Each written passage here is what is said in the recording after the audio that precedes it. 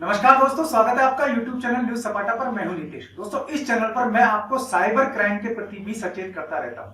यहाँ काफी nice information है जो आपके बहुत काम आने वाली है।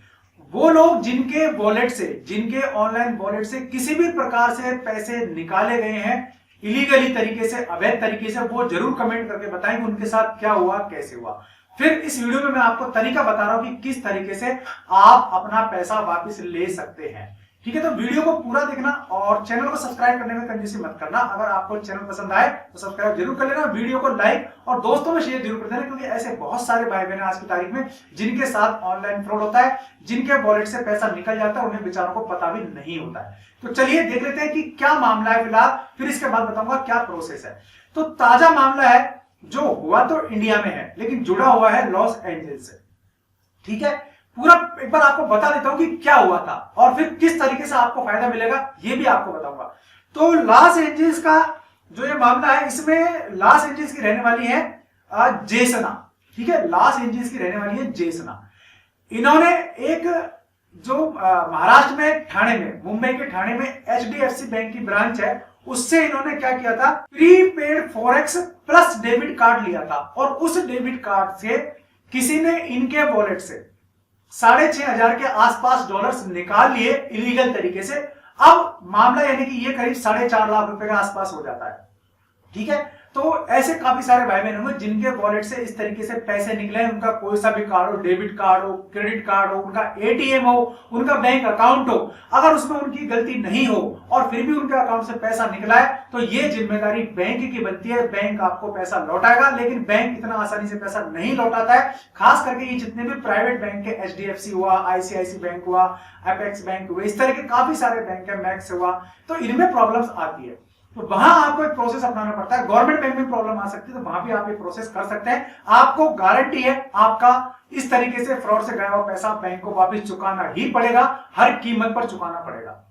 तो इसमें क्या हुआ, जेसना ने जब उसका पैसा निकला तो उसने बैंक को अवगत कराया। बैंक ने साफ कह दिया कि हमारी कोई गलती नहीं है। ठीक है, तो उनका जो प्रीपेड फॉरेक्स डेबिट कार्ड था, इसमें क्या होता है कि जब आप विदेश यात्रा कर रहे होते हैं तो वहां आपके पास फॉरेन करेंसी रह सकती है, यानी कि आप फॉरेन करेंसी को रख सकते हैं। ये दो तरीके का होता है। इसमें एक कार्ड तो इस तरीके का होता है जिसमें आप केवल पे कर सकते हैं। मान लीजिए आप विदेश यात्रा कर रहे हैं, किसी प्लेन में आप कहीं हैं, कहीं बीच में कहीं उतर गए आप, या कहीं आपने खरीदारी की, तो वहां आप विदेशी मुद्रा में भुगतान कर सकते हैं। अब मान लीजिए ये तो आपका एक तरफा। दूसरी तरफ क्या होता है कि मान लीजिए आपने उसको पैसे दिए, वो आपको पेमेंट नहीं कर पा रहा है आपकी करेंसी में, तो वो आप खुद की करेंसी में पेमेंट करेगा।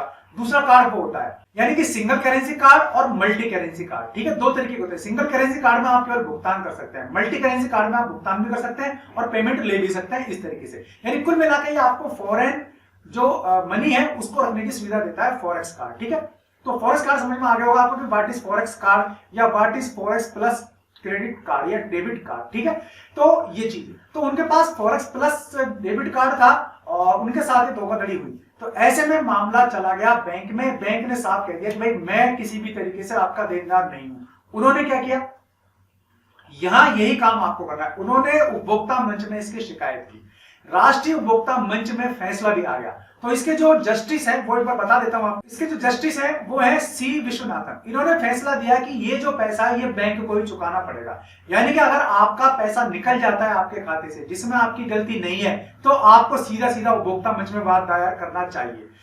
इस केस में एक चीज सबसे बड़ी बात थी, बैंक ने उस पर यह आरोप लगाया था कि भाई इनका जो ये फॉरेक्स प्लस डेबिट कार्ड है ये चोरी हो गया था।